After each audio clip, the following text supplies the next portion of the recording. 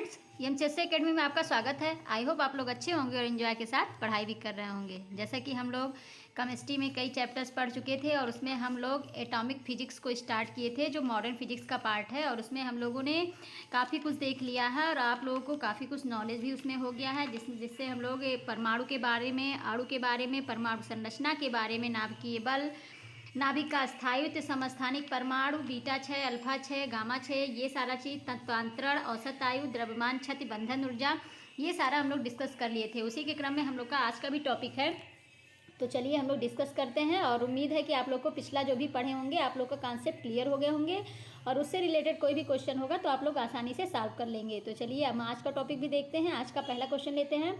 पहला क्वेश्चन है इलेक्ट्रॉनिकी का तात्पर्य है। इलेक्ट्रॉनिकी का तात्पर्य क्या है? पहला ऑप्शन है परिपथ में प्रोटॉनों के नियंत्रण से, सेकंड है परिपथ में इलेक्ट्रॉनों के नियंत्रण से, थर्ड है परिपथ में न्यूट्रॉनों के नियंत्रण से, फोर्थ है परिपथ में अल्फा कण के नियंत्रण से। तो आपको बताना है कि इलेक्ट्रॉनिकी का तात्पर्य क्या है। तो चलिए आंसर देने की कोशिश कीजिए, क्या हो सकता है, कौन सा ऑप्शन आपका राइट हो सकता है। तो इलेक्ट्रॉनिकी का जो तात्पर्य होता है वो किसी परिपथ में इलेक्ट्रॉन के नियंत्रण से होता है और इसके अंतर्गत जो निर्वात ट्यूब व अर्धचालकों के प्रभाव का अध्ययन किया जाता है। और एक साधारण विद्युत स्विच या विद्युत मोटर में भी इलेक्ट्रॉनों का प्रवाह होता है, परंतु इन पर कोई प्रभावी नियंत्रण नहीं होता है और इसीलिए इन्हें इलेक्ट्रॉनिक उपकरण के बजाय इलेक्ट्रिक उपकरण कहते हैं। और इलेक्ट्रॉनिक के अंतर्गत किसी विद्युत उपकरण में प्रभावित इलेक्ट्रॉनों की संख्या, गति व दिशा पर प्रभावपूर्ण नियंत्रण स्थापित करके वांछित उद्देश्यों की प्राप्ति भी की जा सकती है।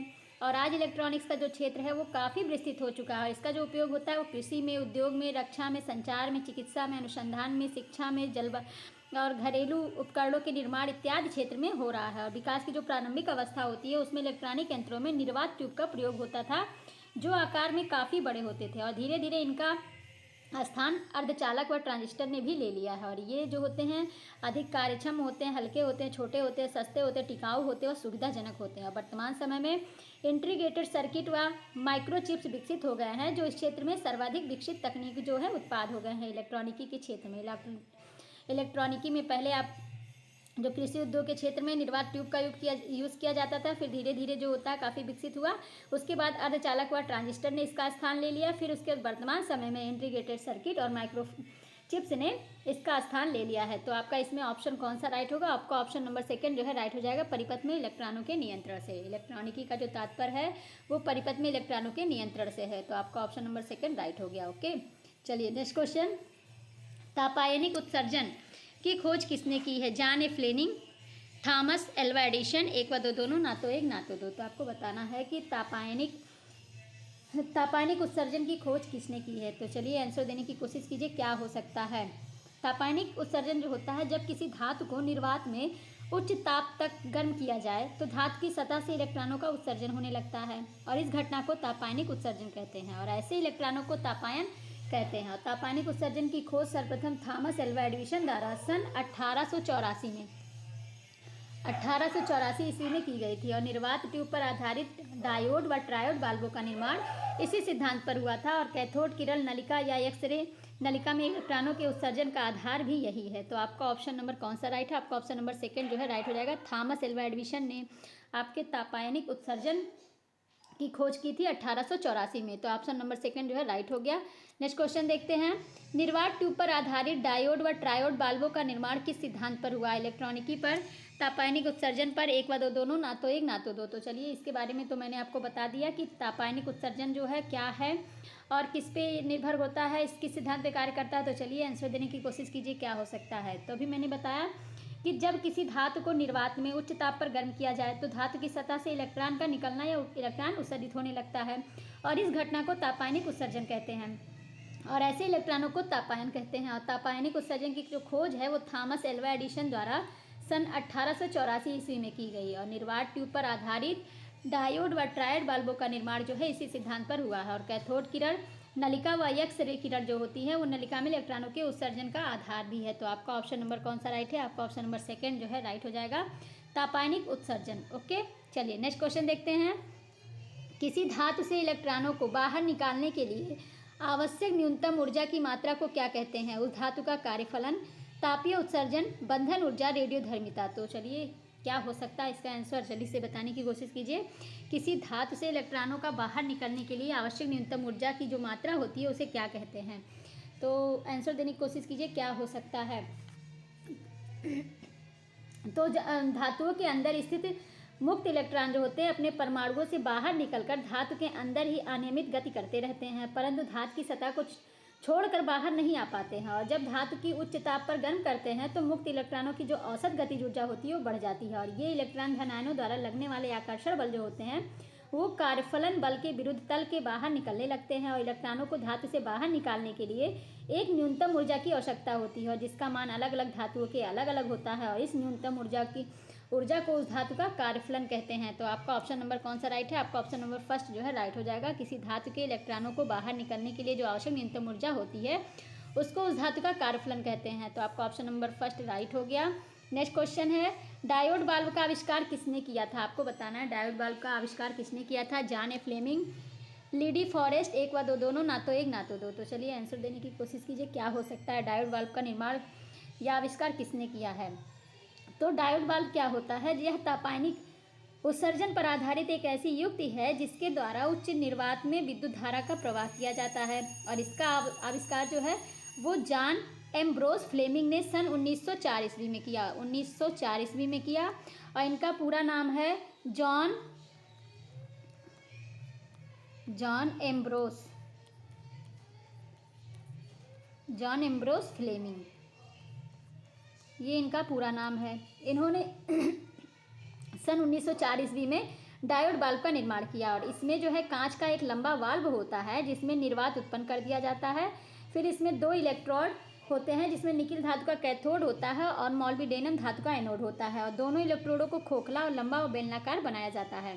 फिर कैथोड के अंदर टंगस्टन धातु का एक तंतु होता है जो कैथोड को कहीं भी स्पर्श नहीं करता है, और जब इसमें धारा प्रवाहित करते हैं तो कैथोड गर्म होने लगता है और इलेक्ट्रॉन उत्सर्जित होने लगते हैं। इसे जो है अप्रत्यक्ष तप्त कैथोड भी कहते हैं। और कैथोड पर जब बेरियम स्ट्रांसियम ऑक्साइड का लेप चढ़ा देते हैं जिससे यह कम ताप पर ही अधिक इलेक्ट्रॉन का उत्सर्जन करता है, और कभी कभी जो है तंतु ही कैथोड का कार्य भी करने लगता है, तब इसे जो है प्रत्यक्ष तप्त कैथोड कहते हैं। और कैथोड के गर्म होने पर इसमें इलेक्ट्रॉनों का उत्सर्जन होने लगता है जो कि एनोड द्वारा आकर्षित कर लिया जाता है, और इस प्रकार परिपथ में धारा का प्रवाह होने लगता है। और प्लेट को आवेशित करने के लिए प्लेट तथा कैथोड के मध्य एक उच्च विभव युक्त बैटरी भी लगा देते हैं, और यदि एनोड प्लेट पर कैथोड के सापेक्ष ऋण विभव हो तो उत्सर्जित इलेक्ट्रॉन जो होते हैं वो प्लेट द्वारा प्रतिकर्षित कर दिए जाते हैं और धारा का प्रवाह नहीं होता है। और यदि एनोड प्लेट का विभव कैथोड के सापेक्ष धन विभव है तो प्लेट द्वारा इलेक्ट्रॉनों को आकर्षित कर लिया जाता है और परिपथ में धारा बहने लगती है। इस प्रकार जो है वाल्व में केवल एक ही दिशा में धारा का प्रवाह संभव होता है, और चूंकि इसमें दो इलेक्ट्रोड होते हैं इसीलिए इसे हम डायोड वाल्व भी कहते हैं। और इस वाल्व का जो उपयोग है वो दृष्टकारी के रूप में किया जाता है, और इसके द्वारा जो है प्रत्यावर्ती धारा को दिश धारा में बदला जाता है। तो डायोड वाल्व का आविष्कार जो है आपके जॉन ए फ्लेमिंग ने किया, जिसका पूरा नाम है जॉन एम्ब्रोस फ्लेमिंग, और 1904 ईस्वी में किया था। तो आपका ऑप्शन नंबर फर्स्ट राइट हो गया। नेक्स्ट क्वेश्चन, डायोड वाल्व का मुख्य उपयोग है। डायोड वाल्व का मुख्य उपयोग क्या है। एसी को डीसी में बदलना, डीसी को एसी में बदलना, एक व दो दोनों, ना तो एक ना तो दो। तो अभी मैंने आपको इसके बारे में आंसर बता दिया, तो चलिए आप लोग बता दीजिए क्या हो सकता है आपका आंसर। तो डायोड वाल्व क्या होता है। डायोड वाल्व जो है यह तापायनिक उत्सर्जन पर आधारित एक ऐसी युक्ति है जिसके द्वारा उच्च निर्वात में विद्युत का प्रवाह किया जाता है, और इसका आविष्कार है जॉन एम्ब्रोस फ्लेमिंग ने सन 1904 ईस्वी में किया था। और इसका जो मुख्य कार्य है या मुख्य उपयोग है, ये एसी को डीसी में कन्वर्ट करता है। एसी को डीसी में कन्वर्ट करता है। एसी मतलब प्रत्यावर्ती धारा, अल्टरनेटिव करंट, और डीसी मतलब डायरेक्ट करंट, दृष्ट धारा जिसको कहते हैं। तो एसी को डीसी में कन्वर्ट करता है, और इसमें जो होता है बाल्ब जो होता है केवल एक ही दिशा में धारा का प्रवाह कर पाता है। तो आपका ऑप्शन नंबर फर्स्ट जो है राइट हो गया। नेक्स्ट क्वेश्चन, कैथोड के अंदर निम्न में से किस धातु का तंतु लगा होता है। Germanium, tungsten, thorium, uranium. तो इसके बारे में भी मैंने आपको बता दिया, तो चलिए आंसर दीजिए क्या हो सकता है, कौन सा ऑप्शन आपका राइट हो सकता है। तो डायोड वाल्व जो होता है यह तापायनिक उत्सर्जन पर आधारित एक ऐसी युक्ति है जिसके द्वारा उच्च निर्वात में विद्युत धारा का प्रवाह किया जाता है, और इसका जो आविष्कार है वो जॉन एम्ब्रोस फ्लेमिंग ने सन 1904 ईस्वी में किया था। और इसमें कांच का एक लंबा वाल्व होता है जिसमें निर्वात उत्पन्न कर दिया जाता है, और इसमें दो इलेक्ट्रोड होते हैं जिसमें निकिल धातु का कैथोड होता है और मॉलिब्डेनम धातु का एनोड होता है। दोनों इलेक्ट्रोडों को खोखला, तांबा व बेलनाकार बनाया जाता है। फिर कैथोड के अंदर टंगस्टन धातु का एक तंतु लगा होता है जो कैथोड को कहीं भी स्पर्श या छूता नहीं है। जो कैथोड को उसके बाद इसमें धारा प्रवाहित करते हैं, जिससे कैथोड जो होता है गर्म होने लगता है और इलेक्ट्रॉन उत्सर्जित होने लगता है। फिर इस जो इलेक्ट्रॉन उत्सर्जित होता है इसे हम अप्रत्यक्ष तप्त कैथोड भी कहते हैं। और कैथोड पर जब बेरियम स्ट्रोंसियम ऑक्साइड का लेप चढ़ा देते हैं, जिससे यह कम ताप पर ही अधिक इलेक्ट्रॉनों का उत्सर्जन करने लगता है। और कभी कभी तंतु जो होता है वो कैथोड का कार्य भी करने लगता है। और जब तंतु जो कैथोड का कार्य करने लगता है तब इसे प्रत्यक्ष तप्त कैथोड का नाम दे दिया जाता है या कहा जाता है। और कैथोड के गर्म होने पर उसमें इलेक्ट्रॉनों का उत्सर्जन होने लगता है, जो कि एनोड द्वारा आकर्षित कर लिया जाता है। और इस प्रकार परिपथ में धारा का जो प्रवाह होने लगता है। और प्लेट को आवेशित करने के लिए प्लेट तथा कैथोड के मध्य एक उच्च विभव युक्त बैटरी भी लगा देते हैं। यदि एनोड प्लेट पर कैथोड के सापेक्ष ऋण विभव हो तो उत्सर्जित इलेक्ट्रॉन प्लेट द्वारा प्रतिकर्षित कर दिए जाते हैं और धारा का प्रवाह नहीं होता। और यदि एनोड प्लेट का विभव कैथोड के सापेक्ष धन विभव है तो प्लेट द्वारा इलेक्ट्रॉनों को आकर्षित कर लिया जाता है और परिपथ में धारा बहने लगती है। इस प्रकार जो वाल्व में केवल एक ही दिशा में धारा का प्रवाह संभव हो पाता है। चूँकि इसमें 2 इलेक्ट्रोड होते हैं इसीलिए इन्हें हम डायोड वाल्व भी कहते हैं। और इस वाल्व का जो उपयोग है वो दृष्टिकारी के रूप में किया जाता है। तो और जैसा कि मैंने बताया कि इसका जो प्रयोग है वो एसी को डीसी में कन्वर्ट करने के लिए किया जाता है। तो आपको समझ में आ गया होगा कि कैथोड के अंदर किस धातु का तंतु लगा होता है। आप लोग आंसर देने की कोशिश किए तो आपका ऑप्शन नंबर 2 जो है राइट हो जाएगा। टंगस्टन की धातु का उसमें हम लोग तंतु लगा देते हैं जो कैथोड को कहीं भी स्पर्श नहीं करता है।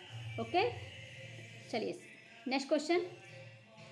ट्रायोड वाल्व का आविष्कार किसने किया था? आपको बताना है ट्रायोड वाल्व का आविष्कार किसने किया। John Fleming, Lee De Forest, Thomas Alva Edison, उपयुक्त सभी। तो चलिए आंसर देने की कोशिश कीजिए क्या हो सकता है, कौन सा ऑप्शन आपका राइट हो सकता है। ट्रायोड वाल्व का आविष्कार किसने किया था? तो ट्रायोड वाल्व का जो आविष्कार है वो सन 1907 में अमेरिकी वैज्ञानिक डॉक्टर डी फॉरेस्ट ने डायोड का रूपांतरण कर ट्रायोड वाल्व का निर्माण किया। और इसके लिए उन्होंने एनोड और कैथोड के बीच एक तीसरा इलेक्ट्रोड लगा दिया जिसे ग्रिड कहते हैं। और इसी कारण इसे ट्रायोड वाल्व या 3 इलेक्ट्रॉन युक्त वाल्व भी कहते हैं। और आपका इसमें जो इसका आविष्कार है वो 1907 में अमेरिकी वैज्ञानिक लीडी फॉरेस्ट ने किया था। ट्रायोड वाल्व के कुछ उपयोग भी हैं इसके, जिसमें दुर्बल प्रत्यावर्ती विभव को प्रबल प्रत्यावर्ती विभव में बदला जा सकता है। विद्युत चुम्बकीय तरंगें उत्पन्न करने के लिए भी दोलित्र की भांति कार्य करता है। इसके कई उपयोग हैं इस प्रकार से। तो आपका ऑप्शन नंबर कौन सा राइट हो गया? आपका ऑप्शन नंबर 2 जो है राइट हो गया, ली डी फॉरेस्ट। ओके, चलिए नेक्स्ट क्वेश्चन देखते हैं। निम्न में से किसके द्वारा दुर्बल प्रत्यावर्ती विभव को प्रबल प्रत्यावर्ती विभव में बदला जाता है? ट्रायोड वाल्व, डायोड वाल्व, एक व दो दोनों, ना तो एक ना तो दो। तो चलिए इसका आंसर मैंने अभी तुरंत बताया। अगर आप लोग डिटेल ध्यान से सुन रहे होंगे तो इसका आंसर आप लोग आसानी से दे सकते हैं। तो चलिए बता दीजिए कौन सा ऑप्शन हो सकता है। तो अभी मैंने बताया कि ट्रायोड वाल्व के निम्नलिखित उपयोग हो सकते हैं, जैसे कि इसके द्वारा जो होता है ट्रायोड वाल्व द्वारा दुर्बल प्रत्यावर्ती विभव को प्रबल प्रत्यावर्ती विभव में परिवर्तित किया जा सकता है और इस प्रकार यह एक प्रवर्धक की भांति भी कार्य करता है। और विद्युत चुम्बकीय तरंगें उत्पन्न करने के लिए ट्रायोड वाल्व जो होता है एक दोलित्र की भांति भी कार्य करता है। और दोलित्र का जो प्रयोग आपके जो ट्रायोड वाल्व का जो प्रयोग होता है वो ध्वनि तरंगों को रेडियो तरंगों से अलग करने के लिए भी किया जाता है और इस प्रक्रम में यह संसूचक की भूमिका भी निभाता है। तो आपका ऑप्शन कौन सा राइट है? आपका ऑप्शन नंबर 1 जो है राइट हो जाएगा। ट्रायोड वाल्व जो है वो दुर्बल प्रत्यावर्ती विभव को प्रबल प्रत्यावर्ती विभव में बदल देता है। ओके, चलिए नेक्स्ट क्वेश्चन। ऐसे चालक जिसकी सामान्य ताप पर विद्युत चालकता सुचालकों से कम और कुचालकों से अधिक होती है क्या कहलाता है? निर्चालक, अर्धचालक, पूर्णचालक, सुचालक। तो चलिए इसका आंसर तो आप लोग बता सकते हैं। बहुत ही ईजी क्वेश्चन है, जल्दी से बताइए क्या हो सकता है। कौन से चालक है जिसको सामान्य ताप पर विद्युत चालकता सुचालक से कम होती है और कुचालक से अधिक होती है? तो ऐसे चालक जिसकी सामान्य ताप पर विद्युत चालकता सुचालकों से कम और कुचालकों से अधिक होती है वो अर्धचालक कहलाता है, अर्धचालक कहलाता है। और इनकी जो प्रतिरोधकता होती है वो 1 से 10 पर पावर -12 ओम मीटर होती है। ओम मीटर होती है, ओम मीटर के बीच इनके बीच होती है। 1 से 10 पर पावर -12 ओम मीटर के बीच होती है। और इसकी चालकता एक निश्चित परिसर के बीच ताप के अनुक्रमानुपाती होती है और यह परिसर अलग अलग अर्धचालकों के लिए अलग अलग हो सकता है। किसी उपयुक्त अशुद्धि को मिलाकर भी अर्धचालकों की विद्युत चालकता बढ़ाई जा सकती है। इस प्रक्रिया द्वारा चालकता बढ़ाने को डोपिंग कहते हैं। और शुद्ध अर्धचालकों को निजी अर्धचालक और अशुद्ध मिश्रित अर्धचालक को बाह्य अर्धचालक कहते हैं। तो आपका ऑप्शन नंबर 2 जो है राइट हो जाएगा, अर्धचालक, जिसमें विद्युत चालकता जो होती है सुचालकों से कम होती है और कुचालकों से अधिक होती है, वो अर्धचालक की श्रेणी में आता है। चलिए नेक्स्ट क्वेश्चन। शुद्ध अर्धचालक को और किस नाम से जाना जाता है? निज अर्धचालक, बाह्य अर्धचालक, मिश्रित अर्धचालक और उपर्युक्त सभी। तो कौन से ऑप्शन आपका राइट हो सकता है? शुद्ध अर्धचालक को और किस नाम से जाना जाता है? तो इसके बारे में भी मैंने आपको बताया, तो चलिए बता दीजिए क्या हो सकता है, कौन सा ऑप्शन आपका राइट हो सकता है। तो अभी मैंने बताया कि ऐसे चालक जिसकी सामान्य ताप पर विद्युत चालकता सुचालकों से कम और कुचालकों से अधिक होती है वो अर्धचालक कहलाते हैं। और इसकी जो प्रतिरोधकता होती है वो 1 से 10⁻⁻12 ओम मीटर के बीच होती है। और इनकी चालकता एक निश्चित परिसर के बीच ताप के अनुक्रमानुपाती होती है। यह परिसर जो होता है अलग अलग अर्धचालकों के लिए अलग अलग हो सकता है। किसी उपयुक्त अशुद्धि को मिलाकर भी अर्धचालकों की विद्युत चालकता बढ़ाई जा सकती है। और जो इस प्रकार की जो प्रक्रिया होती है चालकता बढ़ाने की वो डोपिंग कहलाती है। और शुद्ध अर्धचालकों को निज अर्धचालक और अशुद्ध मिश्रित अर्धचालकों को बाह्य अर्धचालक कहते हैं। और सिलिकॉन जर्मेनियम जो है मुख्य निज अर्धचालक के अंतर्गत आते हैं। इसके अलावा जो है ग्रेट टिन व मिश्र धातु जो है गैलियम आर्सेनाइड, ये सब जो है अर्धचालकों के रूप में प्रयोग किए जाते हैं। तो आपका ऑप्शन कौन सा राइट है? आपका ऑप्शन नंबर फर्स्ट जो है राइट हो जाएगा। शुद्ध अर्धचालक जो है वो निज अर्धचालक के अंतर्गत आएंगे। ऑप्शन नंबर फर्स्ट राइट हो गया। नेक्स्ट क्वेश्चन, बाह्य अर्धचालक के प्रकार में शामिल है। बाह्य अर्धचालक के प्रकार में कौन सा शामिल है आपको ये बताना है। तो एन प्रकार के अर्धचालक, पी प्रकार के अर्धचालक, एक व दो दोनों, ना तो एक ना तो दो। तो चलिए आंसर देने की कोशिश कीजिए क्या हो सकता है। तो जब किसी ये जो होते हैं अर्धचालक जो होते हैं इसमें निज अर्धचालकों की जो चालकता होती है वो कम होती है और इसीलिए जो बाह्य अर्धचालक का प्रयोग होता है अधिक किया जाता है। और बाह्य अर्धचालक जो होते हैं ये दो प्रकार के होते हैं, एन प्रकार के अर्धचालक, बी प्रकार के अर्धचालक, ये दोनों होते हैं। तो आपका ऑप्शन नंबर थर्ड जो है राइट हो जाएगा। एन प्रकार के अर्धचालक और पी प्रकार के अर्धचालक दोनों जो हैं बाह्य अर्धचालक के प्रकार हैं। ओके, चलिए नेक्स्ट क्वेश्चन, जब किसी निजी अर्धचालक में कोई पंच संयोजी तत्व जैसे आर्सेनिक, एंटीमनी इत्यादि अशुद्धियों के रूप में मिला देते हैं तो निम्न में से किस प्रकार के अर्धचालक प्राप्त होते हैं? पी प्रकार के अर्धचालक, एन प्रकार के अर्धचालक, एस प्रकार के अर्धचालक, टी प्रकार के अर्धचालक। तो चलिए बता दीजिए कौन सा ऑप्शन आपका राइट हो सकता है। तो आपका जब किसी निजी अर्धचालक में जैसे जर्मेनियम और सिलिकॉन आएगा में कोई पंच संयोजी तत्व जैसे आर्सेनिक, एंटीमनी, फास्फोरस इत्यादि अशुद्धियों के रूप में मिला देते हैं तो ये एन प्रकार का अर्धचालक प्राप्त हो जाता है। और पंच संयोजी अशुद्धियों के मिलाने पर एक परमाणु के 5 संयोजक इलेक्ट्रॉनों में से 4 इलेक्ट्रॉन 4 निकटतम जर्मेनियम या सिलिकॉन परमाणुओं के साथ मिलकर 4 सहसंयोजक बंध बना लेते हैं और इस प्रकार एक इलेक्ट्रॉन अर्धचालक में चलने के लिए स्वतंत्र रह जाता है और यह इलेक्ट्रॉन जो होता है वो अर्धचालक में आवेश वाहक का भी कार्य करने लगता है। और इस प्रकार जो अर्धचालक में मुक्त इलेक्ट्रॉनों की संख्या बढ़ जाने से उसकी चालकता भी बढ़ जाती है। तो आपका ऑप्शन कौन सा राइट है? आपका ऑप्शन नंबर सेकंड जो है राइट हो जाएगा, एन प्रकार के अर्धचालक। ओके, चलिए नेक्स्ट क्वेश्चन, जर्मेनियम या सिलिकॉन अर्धचालकों में त्रिसंयोजी अपद्रव्य जैसे एल्युमिनियम, बोरान इत्यादि मिला दिया जाता है तो निम्न में से किस प्रकार के अर्धचालक प्राप्त होते हैं? पी प्रकार के अर्धचालक, एन प्रकार के अर्धचालक, एस प्रकार के अर्धचालक, टी प्रकार के अर्धचालक। तो चलिए क्या हो सकता है आंसर। तो जर्मेनियम या सिलिकॉन अर्धचालकों में त्रिसंयोजी अपद्रव्य जैसे एल्युमिनियम, बोरान, गैलियम इत्यादि मिला देते हैं तो पी प्रकार का जो होता है अर्धचालक प्राप्त हो जाता है। और मिलाए गए अपद्रव्य में परमाणु के 3 संयोजक इलेक्ट्रॉन जो होते हैं वो अर्धचालक पदार्थ के 3 इलेक्ट्रॉनों के साथ मिलकर सहसंयोजक बंध बना लेते हैं। परंतु जो अर्धचालक होते हैं जैसे जर्मेनियम, सिलिकॉन जो होता है इसका एक इलेक्ट्रॉन सहित सहयोजक बंध नहीं बना पाता है और इस प्रकार पदार्थ में अपद्रव्य परमाणु के एक और रिक्त स्थान या कोटर रह जाता है और विद्युत बल लगने पर इसके पास बगल के परमाणु से एक इलेक्ट्रॉन आ जाता है जिससे उस परमाणु में एक स्थान रिक्त होकर कोटर बन जाता है। इस प्रकार जो विद्युत का प्रवाह कोटरों की गति के कारण होता है और कोटर जो होता है एक धनावेशित कण के समान इलेक्ट्रॉनों की गति के विपरीत में भी गति करता रहता है। तो आपका इसमें जो ऑप्शन है ऑप्शन नंबर फर्स्ट जो है राइट हो जाएगा, पी प्रकार के अर्धचालक। जर्मेनियम और सिलिकॉन जो अर्धचालकों में त्रिसंयोजी अपद्रव्य जैसे एल्युमिनियम, बोरान इत्यादि को जब मिला दिया जाता है तो आपका पी प्रकार के अर्धचालक प्राप्त हो जाते हैं। आपका ऑप्शन नंबर फर्स्ट जो है राइट हो गया। नेक्स्ट क्वेश्चन, जब एक पी प्रकार के अर्धचालक को एन प्रकार के अर्धचालक से जोड़ देते हैं तो उस संयोजन को जहां पर दोनों पदार्थ जुड़ते हैं क्या कहलाते हैं? पी एस संधि डायोड, पी एन संधि डायोड, एक व दो दोनों, ना तो एक ना तो दो। तो चलिए इसको बता दीजिए क्या ऑप्शन हो सकता है, कौन सा ऑप्शन आपका राइट हो सकता है। एक मिनट, हाँ, तो आपका क्वेश्चन था कि जब एक पी प्रकार के अर्धचालक को एन प्रकार के अर्धचालक से जोड़ देते हैं तो उस संयोजन को जहां पर दोनों पदार्थ जुड़ते हैं क्या कहलाते हैं? पी एस संधि डायोड, पी एन संधि डायोड, एक व दो दोनों, ना तो एक। तो चलिए कौन सा ऑप्शन आपका राइट हो सकता है। तो जब एक पी प्रकार के अर्धचालक को एन प्रकार के अर्धचालक में जोड़ देते हैं तो उन संयोजन को जहाँ पर दोनों पदार्थ जुड़ते हैं वो आपका पी एन संधि डायोड कहलाता है। पी एन संधि डायोड कहलाता है। तो आपका ऑप्शन नंबर सेकेंड जो है राइट हो जाएगा। ओके, चलिए नेक्स्ट क्वेश्चन। निम्न में से पी एन संधि डायोड के उपयोग हैं। पी एन संधि डायोड के उपयोग क्या क्या हैं? दृष्टिकारी के रूप में, प्रकाश उत्सर्जक डायोड के रूप में, एक व दो दोनों, ना तो एक ना तो दो। तो आपको बताना है पी एन संधि डायोड का उपयोग क्या है। तो पी एन संधि डायोड मैंने बताया कि जब एक पी प्रकार के अर्धचालक को एन प्रकार के अर्धचालक से जोड़ देते हैं तो उस संयोजन को जहाँ पर दोनों पदार्थ जुड़ते हैं वो पी एन संधि डायोड कहलाते हैं। और पी एन संधि डायोड जो होते हैं इसके कई भी प्रकार है, जैसे दृष्टिकारी के रूप में जो होता है वो पी एन संधि डायोड का जो उपयोग है दृष्टिकारी के रूप में होता है, या प्रत्यावर्ती धारा को दृश्य धारा में कन्वर्ट कर देता है, एसी करंट को डीसी करंट में बदल देता है। प्रकाश उत्सर्जक डायोड के रूप में भी कार्य करता है। और प्रकाश उत्सर्जक डायोड जो होते हैं एक ऐसी युक्त होती है जो विद्युत ऊर्जा को विकिरण ऊर्जा में परिवर्तित कर देती है। तो आपका इसमें ऑप्शन जो है थर्ड वाला राइट हो जाएगा, एक व दो दोनों। ओके, चलिए नेक्स्ट क्वेश्चन। किस ताप पर अर्धचालक आचालक की भांति कार्य करने लगता है? 0 degree Celsius, 5 degree Celsius, 3 degree Celsius, 10 degree Celsius. तो आपको बताना है कि कितने डिग्री सेल्सियस पर आपका जो अर्धचालक है आचालक की भांति कार्य करने लगता है। तो चलिए आंसर देने की कोशिश कीजिए, क्या हो सकता है, कौन सा ऑप्शन आपका राइट हो सकता है।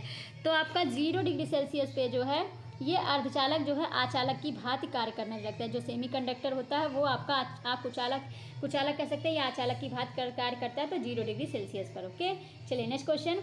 अर्धचालकों की चालकता होती है। अर्धचालकों की चालकता क्या होती है? सुचालकों में ज़्यादा और कुचालकों से कम, कुचालकों से ज़्यादा और सुचालकों से कम, एक व दो दोनों, ना तो एक ना तो दो। तो आपको बताना है कि अर्धचालकों की चालकता क्या होती है।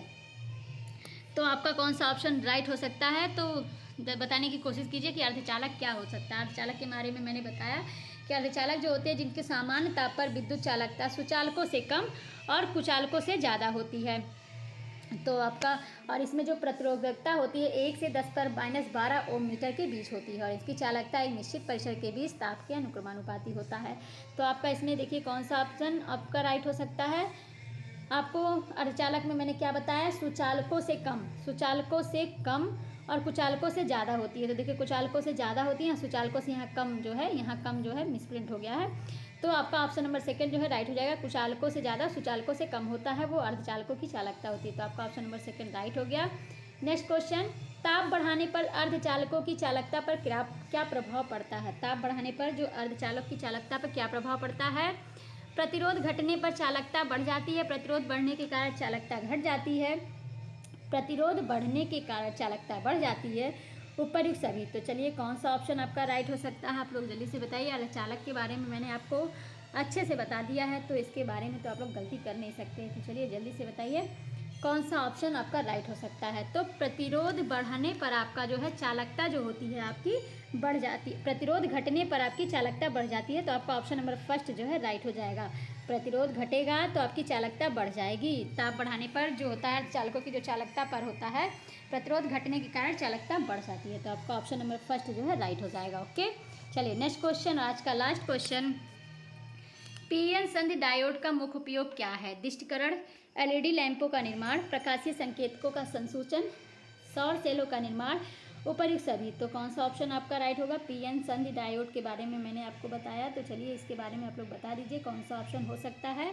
तो पीएन संधि डायोड का जो उपयोग होता है वो दृष्टिकरण, एलईडी लैंपों का निर्माण करना ये भी होता है, प्रकाशीय संकेतों का संसूचन ये भी होता है, सौर सेलों का निर्माण ये भी होता है।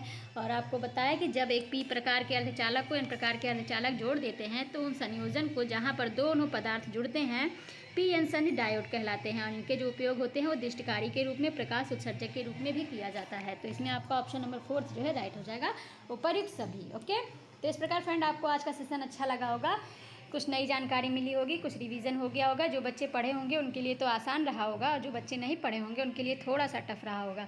तो आप लोग बार बार रिवीजन कीजिए, बार बार पढ़ते रहिए और खूब मेहनत के साथ पढ़ाई कीजिए।